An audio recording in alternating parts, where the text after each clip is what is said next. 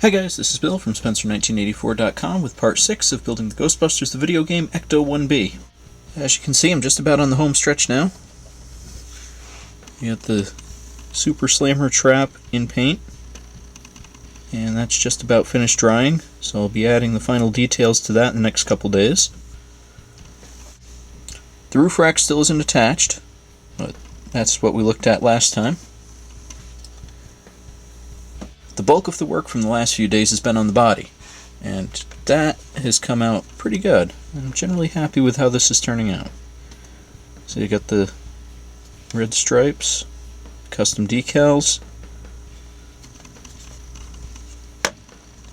I did my usual drilling out of the headlights and putting some actual clear lenses in there. That just looks so much better than the chrome cast-in pieces. And the other set of decals. I did have a few trouble spots. The biggest of which was the fins. Both of them, for some reason, even though they were glued and filled and everything looked okay, I managed to break them both off as I was doing the bare metal foil work on this. And so that was a bit frustrating. You know, everything else was done, so I had to carefully graft those back into place. And there's still a little bit of scarring if you know what you're looking for. But that seems to be a theme with my Ectomobile builds. Nothing too bad though. And I did the same thing on this that I did with my first Ecto-1, where this part of the glass is from the Ecto-1A kit, so that I could have clear windows and then paint the privacy strips in them. And I don't remember that one having so many fit issues, but I'm sure it did. It's just been long enough that I don't remember. I did finally get it in, where I'm happy with it. And then this part is as it comes out of the kit. And also got the New York State inspection stickers there in the windshield corner. And they are correct for when the video game was set. Which actually brings me to something that I've been considering. Get your guys' opinion on it. In the video game, it had the same blue and gold license plates as the first movie car, but since the video game takes place after the second movie, it should have had the Statue of Liberty plates. So I'm trying to decide if I want to make it video game accurate and use the blue and gold plates, or do I want to make it real life accurate with Liberty plates. Now, normally I try to go for accurate to our world as much as possible.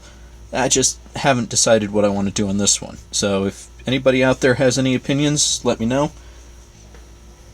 Now, one thing that I did for the first time on this is I modified the rear bumper, because what was shown in the video game was kind of a cross between the stock rear bumper from the first movie and the step from the second movie. So it was a stock bumper, but it had this notch in it for the license plate, and then it has a footstep right here. So I'm going to add that as the last thing. If I add it now, I'm going to break it off 1,000 times, so I'll just leave it.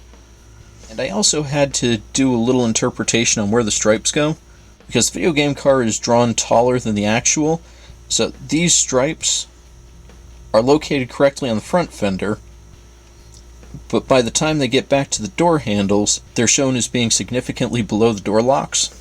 And I wanted to keep everything in line, so I ended up having to notch them here for the ladder and the hose. And on this side, right here for where the two hoses come in. And on the game car, those were located way down here, which actually would have put them into the wheel opening.